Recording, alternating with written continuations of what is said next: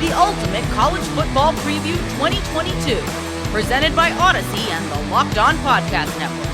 It's Ohio State or Bucks. I think Lane Kiffin's the next former Saban assistant to break through and beat Alabama. I think defense wins you championships, and Alabama has the best defense. Welcome to another episode of the Ultimate College Football Preview 2022, presented by Audacy and the Locked On Podcast Network. This 7-episode series will take you through all of the Power 5 conferences, the national championship conversation, and the players you need to know across the Heisman and NFL Draft landscape. Each episode will feature our Locked On local experts who cover each of the biggest teams around college football every single Monday through Friday. We'll also be joined by betting expert Lee Sterling of Locked On Bets to help you set the edge and rake in the cash this college football season. I'm your host, Zach Blackerby, daily host of the Locked On Auburn podcast, but for this series, I will be your guide as we visit with over 30 different experts to get you ready for the season ahead. Today, we're wrapping up this 7-episode series with the college football national championship picture. Which teams from each conference are the favorites and which are the dark horses? While Alabama, Ohio State, and Georgia may feel like locks, Clemson, Miami, and Auburn, just kidding, are waiting in the wings. But our conference experts are about to take center stage as we discuss the national championship favorites. National championship contenders.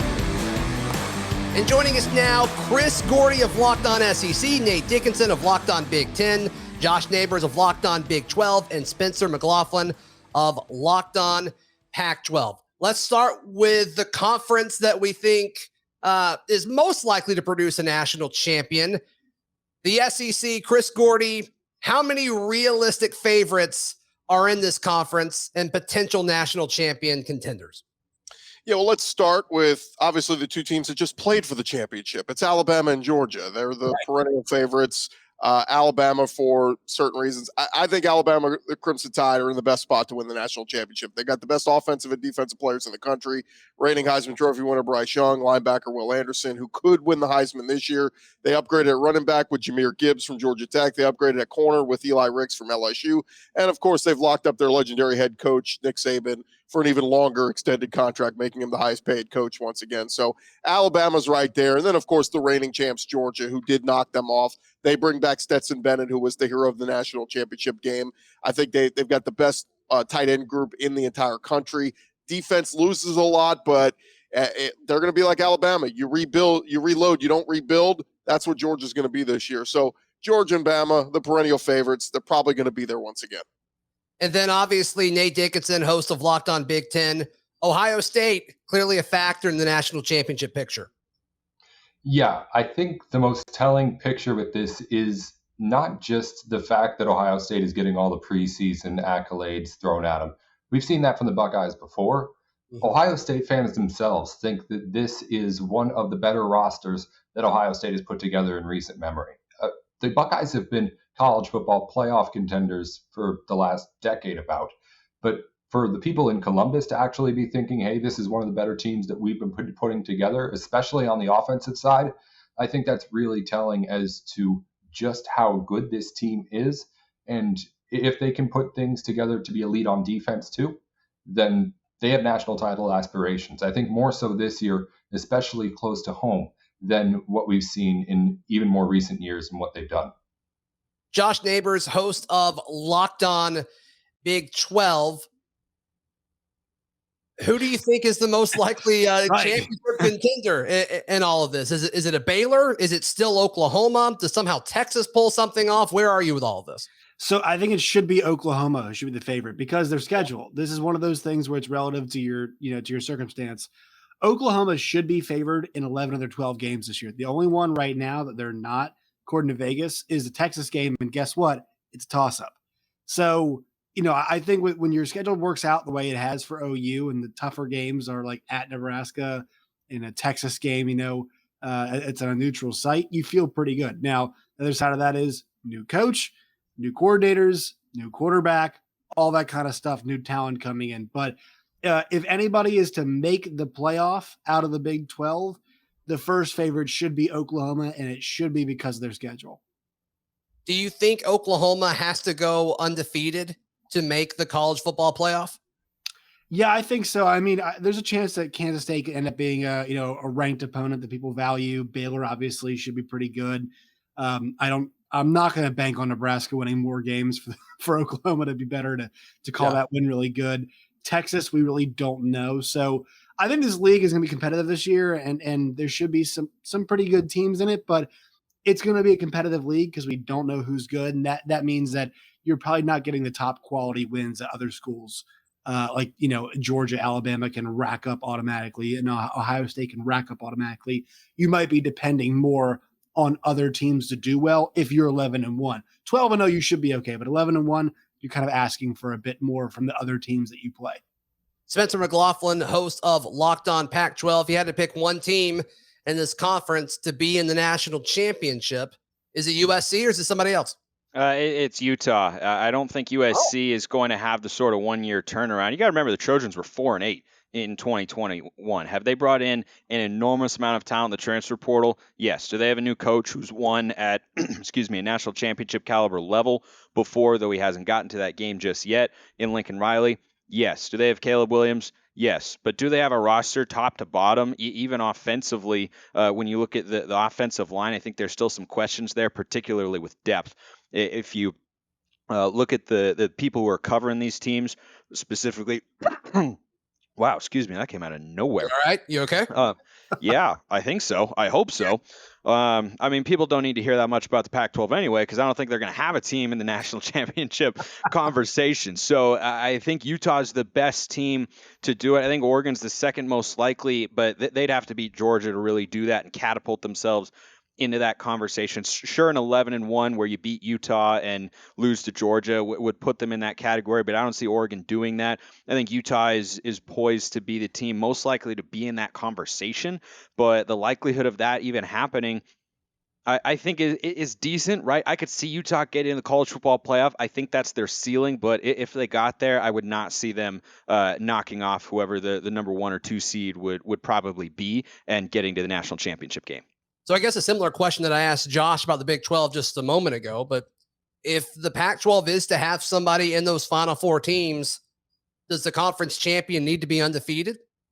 No, I don't think so, because when you look at what Oregon did last year, for instance, they were knocking on the door of getting into the college football playoff, and they were 9-1, and they lost to what ended up being a dreadful Stanford team. But the reason that they were still in that conversation until they got thrashed twice in 3 weeks by the Utes of Utah is that they had that win at Ohio State. And I think if Florida can be a bounce back team a little bit, if they can just go 8-4 in the SEC and one of those losses being to Utah, I think that's a team that the committee will look at. And if Utah is an 11-1 going into the championship game and they beat an Oregon or USC or maybe even UCLA, they could sneak in there to the Pac-12 title game in Las Vegas. I think the committee would look at that win and say they went to Florida and they rolled through the Pac-12 schedule and maybe had one loss to maybe it was an upset against like a Washington State who could be sneaky to keep teams out of the conference championship game this year. Maybe it's Oregon, maybe it's you never know. I think that would be enough, but there's not a lot of room for error. And if you don't have a big time non-conference win, then yeah, you have to be undefeated in conference play. Nate, is there any concern when you look at the Big Ten if there is, is there a world where a Big Ten team doesn't make the Final Four? No, I don't think so. I agree. It's pretty much been a lock for a long time. With what the Big Ten's doing now, it's more about the conversation of like, is it just going to be the one, or can we steal that second spot from the SEC in some years? But it's at least right now, if we're talking national title contenders, it's Ohio State or bust, if you're asking me, as far as just what they're able to put on the field. Another team can make the college football playoff. We saw it, but Ohio State's the most talented team, and it's, in my opinion, not closer than it was last year even. Let's now throw it to our fifth conference host, Candace Cooper, Locked On ACC. Is it Clemson? Is there a chance anybody else could be a viable candidate for the national champion this year? Yeah, I'm hoping that it's Clemson just for the sake and the state of my job in the ACC and realignment news. So I'm hoping that we can throw somebody in there. NC State, if you're listening, no. But I do think that Clemson has all of the pieces to be great. It really will depend on DJ's play. I think if he can just be like a semi-good game manager, just get us to – he was decent last year, but definitely some pieces we want to leave behind. But if he and Dabo can get on a good page and a new coordinator, I think that, that defense is going to be unstoppable. And the ACC is certainly going to give itself a good conversation going into throughout the season and into the next year. Chris Gordy, host of Locked On SEC. We've seen the SEC put in 2 teams in those Final Four a couple of times now. Yeah. What do you think needs to happen looking across the country for that to happen again? And I assume it would be Alabama and Georgia yet again. Yeah, I mean, the perfect scenarios would happen last year where Georgia and Alabama are both undefeated going to the SEC title game. One team wins, hands the other team the first loss. That team ends up being the 4th seed. But I will say, for Nate's argument for Ohio State, this happened before. Go back to 2018, 2019. Ohio State was left, at the doorstep at 12-1. A lot of people thought deserved to be in, and they were left out that year. So it could happen. I think the scary scenario for the SEC, though, is that Georgia slips up somewhere along the way and Alabama slips up along the way, and you have 2 one-loss teams representing in Atlanta. In that case, the winner of the SEC title game is in. The loser is most likely out, having 2 losses at that point. And it's not crazy to think, because Alabama played with fire last year. They should have lost the Iron Bowl. They nearly lost played a tough game with Florida, played a tough game with LSU. So there were losses to be had. They got lucky. Georgia, of course, as dominant as they were defensively last year, not going to be as dominant this year. So there's room for a loss with some really good teams in the East, like Tennessee and Kentucky and all that. So I say all that to say, yeah, the SEC's worst case scenario is both teams in Atlanta having 1 loss already. You're only going to get 1 team into the playoff. Yeah, and then you look at it, and then it's like, okay, well, what happens with the Big 12? Does the Big 12 champion get in, Josh? Or does a team like Utah in the Pac-12, Spencer, potentially get in there and kind of screw things up for the SEC? And then, Candace, Clemson, I think Clemson's a big factor in all of this. Yeah, and our cousin Notre Dame, we love them adjacent. So until they're really ready, it's like one of those relationships where our cousin, future Big Ten team Notre Dame. I don't know if you know this here, but Jim Phillips has had a lot of backdoor conversations, and he's been talking to the higher ups, and I mean the higher ups. So I'm not worried about it. I just want y'all to know that, so there's that. But in Clemson being one of the top 4 teams, obviously, I think that, what they have is critical. But more importantly, I think there's some other ACC teams that people are sleeping on. We have 5 in the top 25 for a reason. And if all the stars align, especially from the Atlantic Division side, there could be multiple people in the conversation. So I'm just throwing it out there. Sure. No question about it. All right. Just for a little fun here, if all of you had to guess, which conference does the national champion come from? Are we unanimous on the SEC here? Or Nate, do you want to defend your guys in the Big Ten? I think they've got the best argument aside from the SEC, no doubt about it. Second in the AP polls that we've seen coming out. When you look at this offense, Zach, you see in just the AP preseason All-American polls, quarterback getting second-team All-American, running back and wide receiver first-team All-American, 2 offensive linemen getting All-American honors there as well. The offense is absolutely loaded. New defensive coordinator, Jim Knowles, going to try and shake things up and make that defense really, really good. They're second in this poll for a reason. Ohio State, again, as I mentioned, has always been really good, but even just getting to second in that preseason poll is kind of one of those benchmarks that you see as, oh, this is one of the best that we've seen out there. And I think there's that expectation out of Ohio State, not just college football playoff, not just even getting back to it, because remember, they weren't there last year. I think it is kind of turning into a national title atmosphere just already. Every conference has its favorites, but they each have their dark horses as well. Who are the teams that can upset the status quo this college football season? I'd love to say the Auburn Tigers, but I have a feeling that we will not be saying that. We'll get the input of our conference experts up next as we continue the Ultimate College Football Preview 2022, presented by Audacy and the Locked On Podcast Network.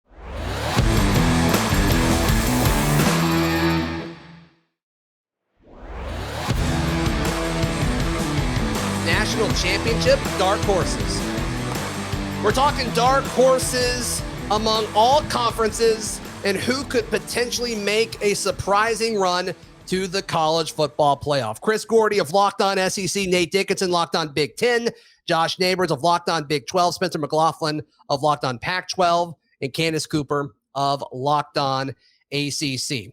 So excluding our conversation that we just had about favorites, let's go a little bit deeper in the conference and peg some potential dark horses to keep an eye on. Candace Cooper, we will start with you. We mentioned Clemson. You kind of gave a little bit of a nod to NC State. Who else should we be looking at to potentially make a run for the college football playoff?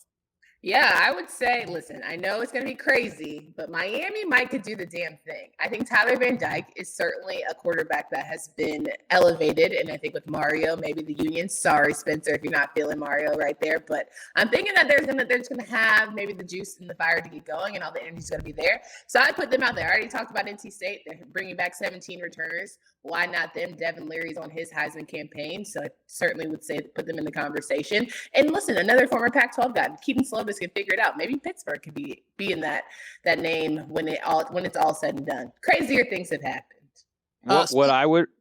Can I jump in there real quick on the Mario front? So he gets an unnecessary amount of flack from Oregon fans for being the worst in-game coach of all time.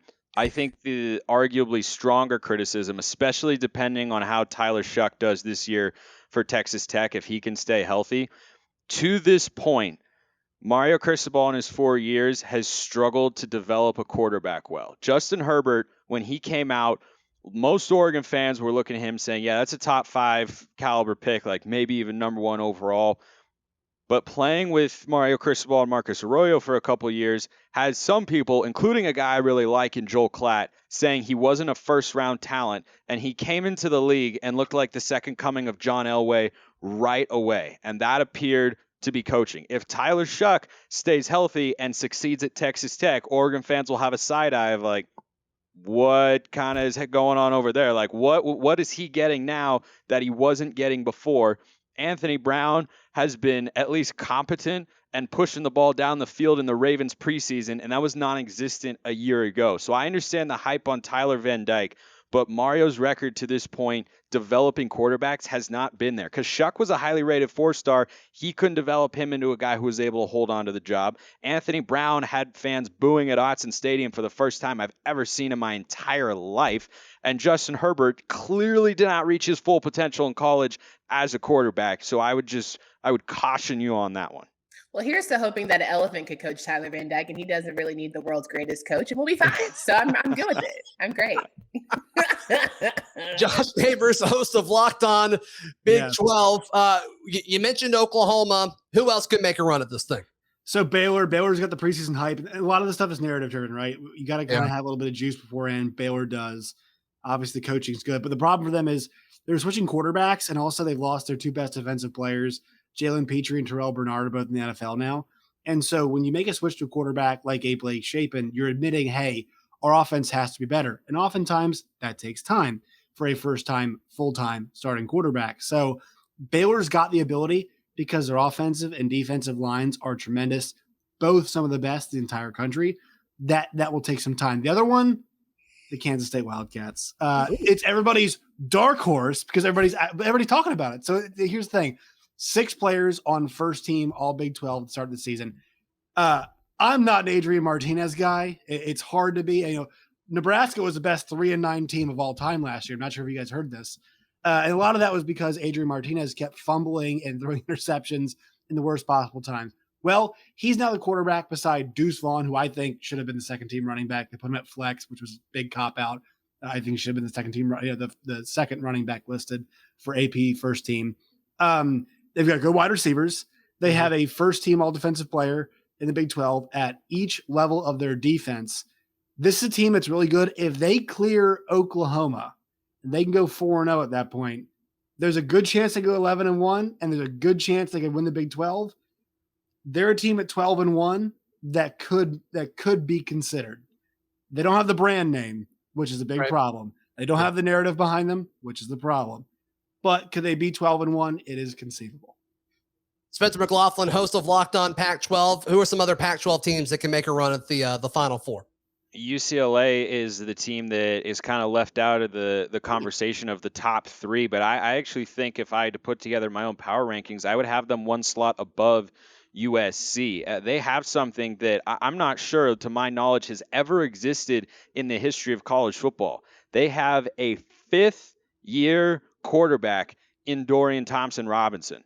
He's going for the Bruins this year in Chip Kelly's system down there in Los Angeles, wearing that baby blue for the fifth year. And he came into college extremely raw. He'd mostly played wide receiver in high school, made the switch very late, but Chip Kelly came in, saw that he had a rebuild to work with, wanted to invest in DTR, and he has turned him into a really good quarterback in the Pac-12, who is an explosive, dynamic athlete whose passing has done nothing but improve year after year. If he takes another step forward, he could very easily be a second-team All-Pac-12 performer this year. He comes in as the preseason third-team guy behind Cam Rising and Caleb Williams at Utah and USC, respectively. But I don't think there are a lot of teams in the country, and again, I don't think there's ever been one that can say, yeah, we have the same quarterback for the fifth year in a row. He's got a lot of experience. He still makes a mistake from time to time, but he can push the ball down the field, make explosive plays in the running game. The Bruins know how to run the ball. It's what Chip wants to do first. They've brought in some really good players in the transfer portal. They have a very favorable schedule, so their confidence could be riding high because Michigan bailed on their non-conference game. And so as a result, they've got 3 cupcakes to start, and then they play Colorado to begin conference play. They should be 4-0 and feeling really good about themselves as they get into the meat of their schedule. Nate Dickinson, host of Locked On Big Ten. Outside of Ohio State, who can make a run? It's Michigan or Michigan State. Of course, the biggest problem being they have to get through Ohio State to make any sort of run and do that. Across the conference, anyone who's going to be good is going to be having, in my opinion, probably just the second best quarterback in the conference, because right now that spot's up for grabs. If you look at just across the league, I mean, you have so many guys returning who I think also their schools believe in. I mean, you look at even in the middle of the conference, Tanner Morgan at Minnesota, maybe not Graham Mertz at Wisconsin, but Spencer Petras at Iowa, Peyton Thorne at Michigan State. If you can figure it out enough to beat the Buckeyes like Michigan did last year, I don't think that the combination of Cade McNamara and J.J. McCarthy doing whatever Harbaugh did last year is going to be able to beat Ohio State twice, but I also think that Harbaugh is going to keep on doing that, at least at the start of the season, if it keeps working. So we'll see what happens there. We'll see just how good Michigan State's offense is without Kenneth Walker there to kind of anchor things. Dark horse would be pretty much anybody on the West. Sure. That side is really going to beat up on each other, I think, throughout the conference schedule. And I was going to say we wouldn't be doing our job talking about dark horses without at least mentioning Nebraska, but Josh took care of it. They got Casey Thompson coming in from Texas.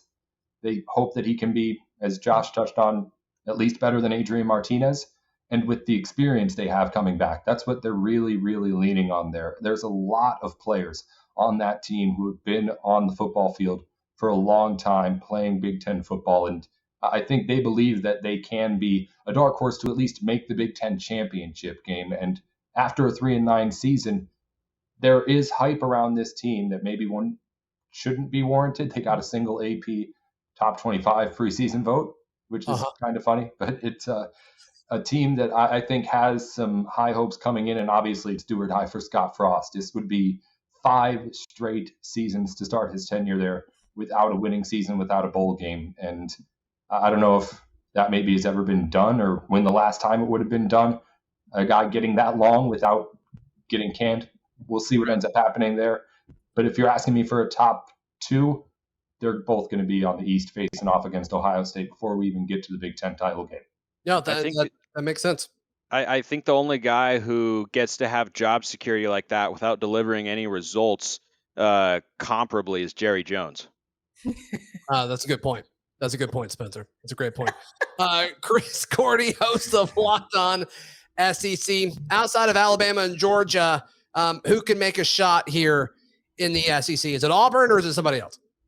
Yeah, I mean, just go look at the preseason rankings and you'll kind of be able to tell who the teams are. Obviously, Texas A&M starting off preseason top 10 in a lot of people's rankings. Tennessee and Kentucky are 2 teams that a lot of people are thinking in the East could play spoiler because of their quarterbacks. Hendon Hooker at Tennessee and Will Levis at Kentucky both bring a ton of experience. I'm going to spin it this way. I'm going to give you a couple of dates to circle that will determine, who is winning the East and who's winning the West and who's competing for, a possible playoff spot. October 1st and November 12th. Those are the two dates for Alabama to worry about.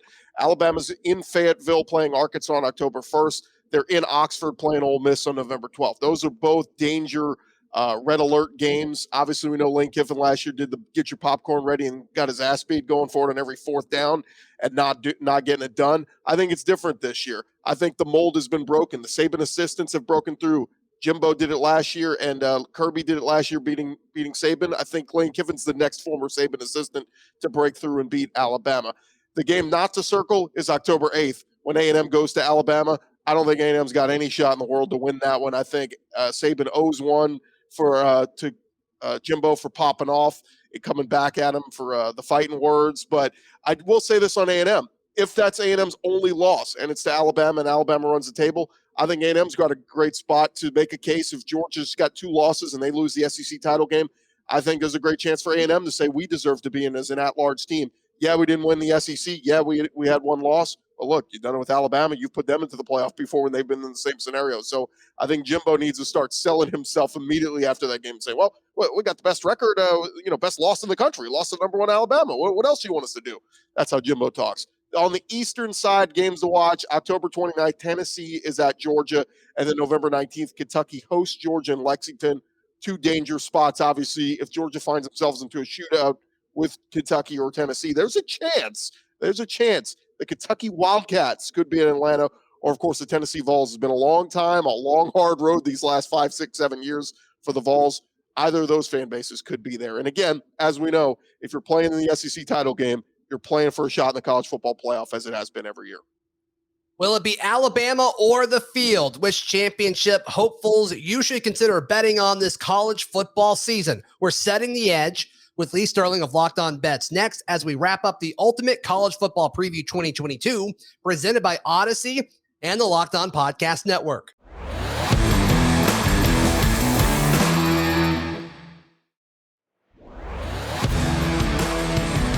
Setting the Edge with Lee Sterling of Locked On Bets. Time now to set the edge with Lee Sterling, host of Locked On Bets, talking about national championship odds. Lee Sterling obviously leading the way, Alabama at plus 200. Is that the safest bet right now when you look at all of these elite teams of Alabama plus 200, Ohio State plus 375, Georgia plus 475, Clemson plus 900? Then there's a massive drop-off. You like Alabama plus 200 the most? I do, because of the coaching staff, the talent on offense, and then the biggest determinant, and I say this all the time to people, is defense. Defense wins you championships. Look at Georgia last year. You look in the NFL. Why did the Rams win? Defense. Sure. Why did Georgia win last year? Defense, when they had to come up with stops. So offense sells tickets. It gets you all excited, might get you some NIL money, but I think defense wins you championships, and Alabama has the best defense. 2.7 yards per carry they allowed running the football last year, 57 sacks, which these numbers are unheard of, and I think they might even be better this year. Yeah, I mean, there's been so much talk throughout this entire series that we've done as we approach the end of it here about quarterbacks. And it seems like consistently everybody thinks Bryce Young and CJ Stroud are in a class of their own. And there's a big drop off here with Ohio State being the second team as far as odds to win it all at plus 375. To you, is this a smart bet just because Ohio State's going to be so good? Or do you look at Ohio State and you pair them up against an Alabama, or you pair them up against a Georgia, and you're like, there's no way. They're going to be a good team. They're probably going to make the playoff. But as far as winning the national championship, I may back off a little bit. Well, you have to look ahead to see who they would play, in the Final Four. And what we've seen is there's usually a couple teams, 2, 3, 4 teams that are just so much better than everyone else.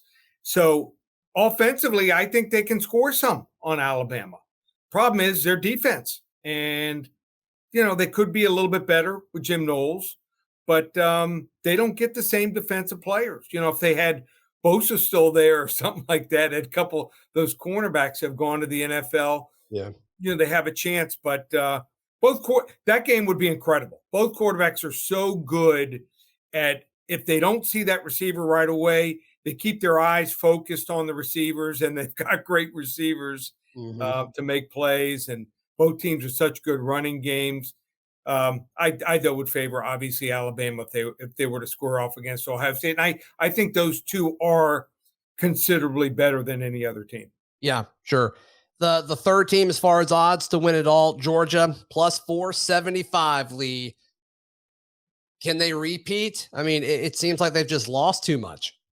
It seems tough. Yeah, I think their offense will be fun. I think they're going to score a lot, but defense will take a giant step back, and they'll have to do it different. They got 3 really good tight ends. The receivers are improved. They're going to have to beat teams, 40 to 30 in some high scoring games against the better teams. And I don't know if they can do it. I don't know if their quarterbacking is good enough. They got away with it last year. Right. But I don't think you can do it 2 years ago. And also, once you've won it, that extra effort, when you work out, I've been around those teams. I've seen how tough it is. So I've been involved. My dad was a team dentist for the Miami program, and I saw even after a couple of years when they were great, they'd lose a game somewhere along the line, and I think it's going to be tough for Georgia to, as we all know, beat Alabama in the championship game. So Clemson is 4th in regards to odds to win the national championship, according to BetOnline, plus 900. This is a similar one to me with Clemson.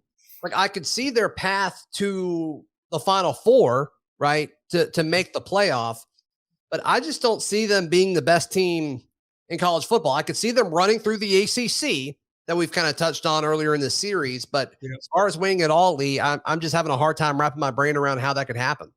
It's not just look at, if you pop in the film and look at them from last year compared to the years they won the national title, totally different teams. And I don't think they can elevate themselves that quickly. They had elite receivers. They had elite running backs. They had a quarterback, couple quarterbacks when they won. They're just so much better than they have now. So I think it's tiers. It's like when you draft in fantasy football, when you have that first round, those first 3 or 4 running backs.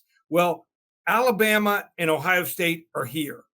Then there's Georgia. Then there's another big drop before the rest of them. And I think Clemson is just the best of the rest. And as far as odds, that big drop happens after Clemson. Clemson being plus 900, and then USC plus 2,000, A&M plus 2,500, Texas 3,300, Miami, Notre Dame, Oklahoma, all plus 4,000. If you're talking about value, if you want somebody in this range, Lee, which of those kind of excites you the most? Maybe USC, because when a lot is expected of Utah, and I think they're improved. Utah, they usually fall flat. Winningham's great as an underdog coach. Sure. He caught Oregon. Trust me, I know what was going on behind the scenes. Oregon was not preparing for either game. Mario Cristobal had already checked out before either game. And then when they played Ohio State had nothing to play for. We've seen it many times before. Yeah. We've seen Alabama lose in bowl games when they had nothing to play for. Ohio State had nothing to play for, and they sat a lot of players. So people will remember what they saw last. And what they saw last was great with Utah. But I think USC's offense and their skill level and their coaching staff, I think that they have a path to get to the Final Four. And if you got a path to get to the Final Four, anything can happen. Right. What do you think about these kind of props that you can have? BetOnline does this. Alabama or any other team. You can vote on any other team to be in minus 300 or Alabama at plus 200.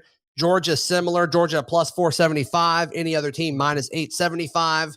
Then Ohio State, you can get a plus 350 or any other team minus 600. Do you ever play in any of these? Do you ever think that that's a worthy bet for you?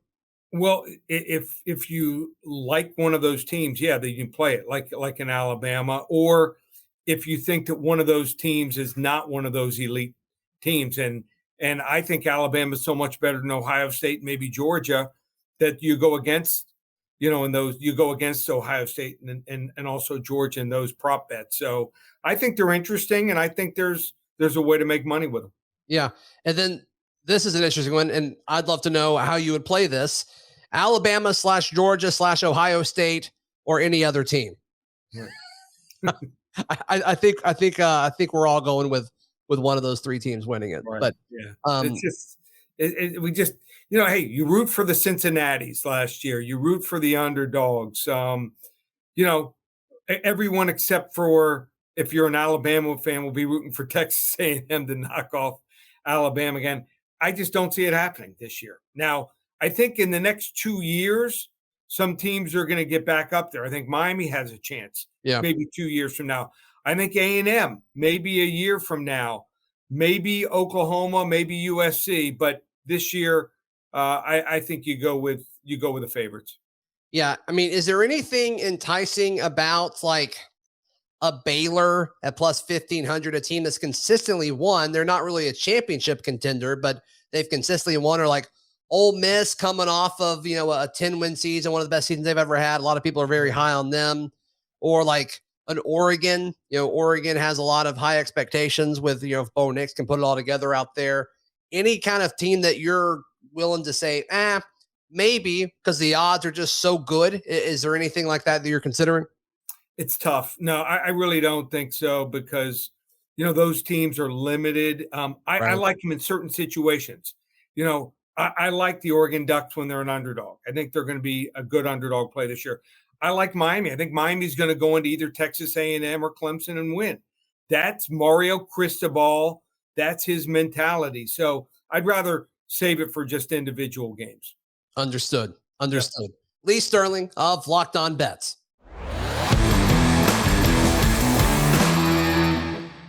Thank you for joining us for the Ultimate College Football Preview 2022, presented by Audacy and the Locked On Podcast Network. We hope that you've enjoyed this 7-episode series, taking you through each Power 5 conference, the players you need to know, and the national championship picture. If this was the first episode you enjoyed, be sure to check out the rest of the series to get all the in-depth insight from your Locked On local experts. And if you're listening via the Ultimate College Football Preview feed, be sure to stay locked in for the Ultimate Pro Football Preview 2022, premiering August 31st. You can also find the NFL preview on the Locked On NFL YouTube page. Once again, I'm Zach Blackerby, and until next time, thank you to our friends at Audacy, and thank you for listening or watching. Find the Ultimate College Football Preview 2022 on the Audacy app or your favorite podcast provider to make sure you don't miss an episode.